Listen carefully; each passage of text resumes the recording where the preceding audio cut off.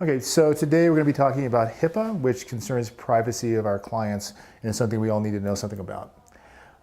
It was a law that was first enacted in 1996, but became fully active in 2003. There are three components to it. The first two don't concern us so much. The third one does, administrative simplification, which has to do with confidentiality. And it's keeping our, the private health information of our clients private. So it's not only is it federal and state law, and not only is it ethical, but it's exactly the right thing to do. It's the right thing to do from just the perspective of our clients knowing that their personal information is not being shared with anybody else. It's also important from a business point of view, because if we start sharing personal information of our clients with other people, then we won't get new clients because they know that we can't be trusted. And what it has to do is keeping the protected health information of the client separated from anything that can identify that individual person.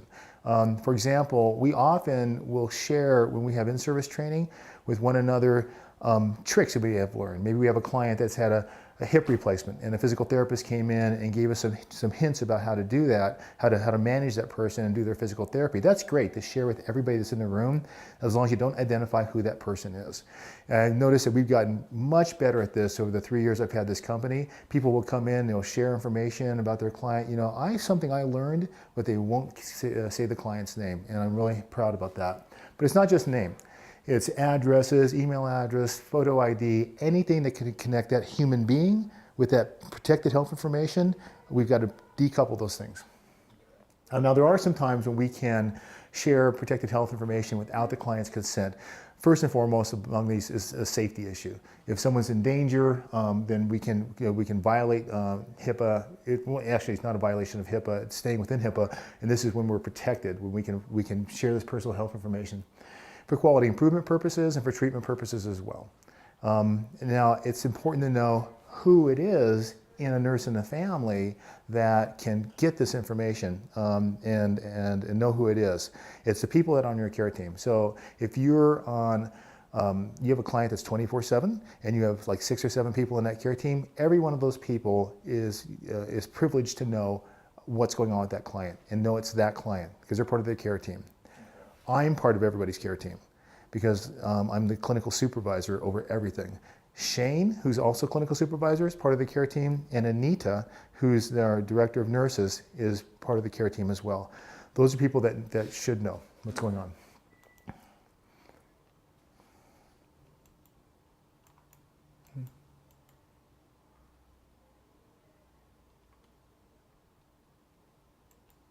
There we go. Under HIPAA, patients have a right to have access to their health information, and to say who gets that health information as well.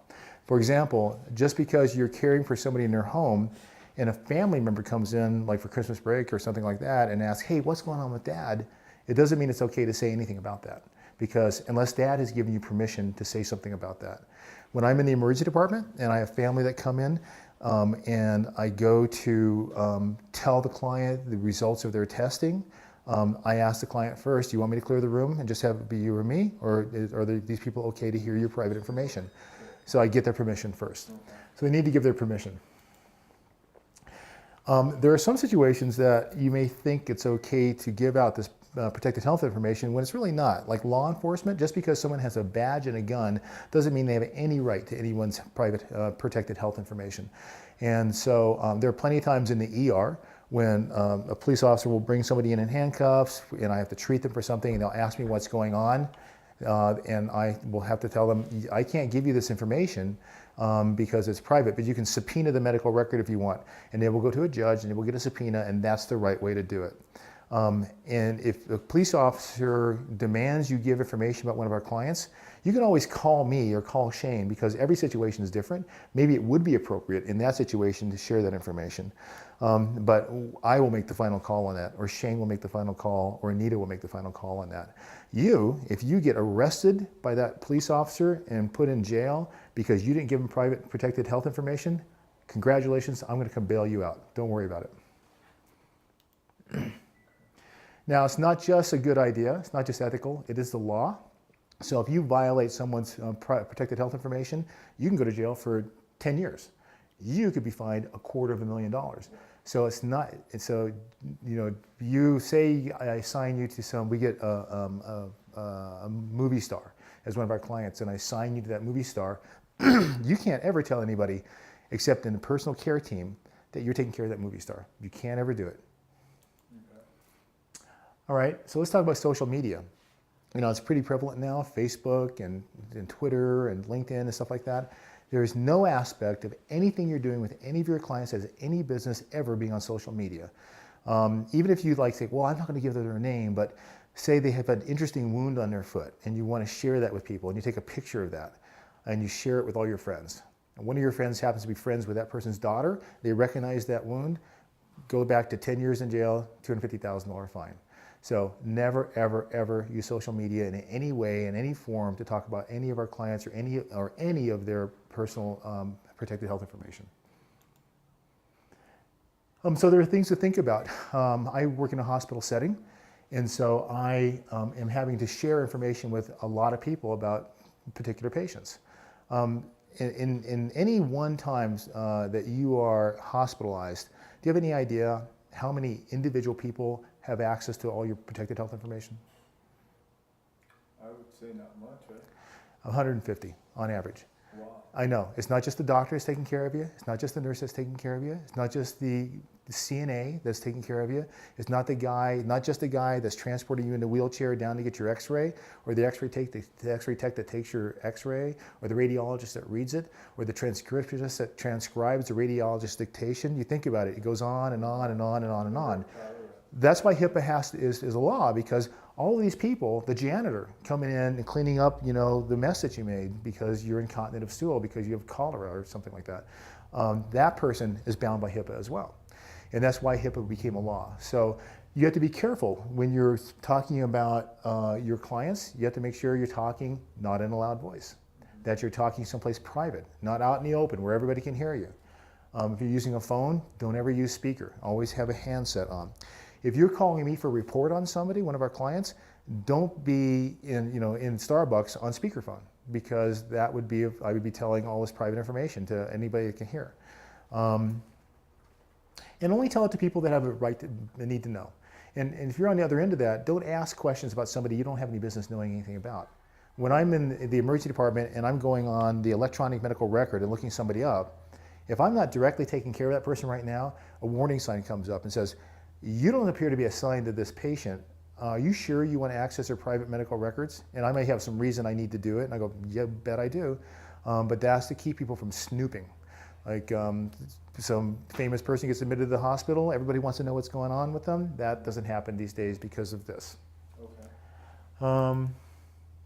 Now, we do a lot of promoting from within the company. We have people that start as caregivers, end up as marketers, end up behind a desk there. And so this would apply to folks like that.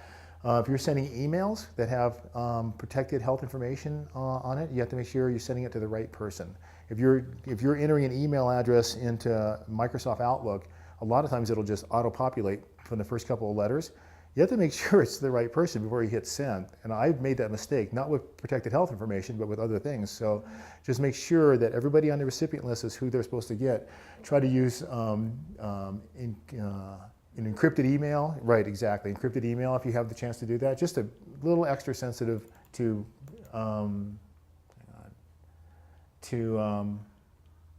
privacy. Okay. Let's see. Here we go. We're in an office setting. We're trying to sell this place right now. We had realtors come through earlier today. Everything that had anything to do with anybody's private health information was under lock and key. We made sure about that. If I have somebody's medical record on my desk, before I leave my desk to go to the bathroom, I turn it upside down so someone just walking by can't read it. The admin people that are working on client information, their computer screens are situated in such a way you can't read them from the door. They're facing the other way. So all these little special extra efforts we go through to make sure that people's information is protected is important. Okay, so these are the don'ts. Don't read something you're not supposed to, even if it seems really interesting to you. Don't leave your smartphone, your laptop laying open when people can go access your personal information or your client's private information. My desktop gets shut down when I leave my desk so people can't look at all the private information we have on there. We get faxes all the time from doctor's office with like the history and physical on patients. We get them off the fax right away, so they're not just sitting on the fax machine. And we already talked about a lot of this. Voicemail, make sure you delete your voicemail.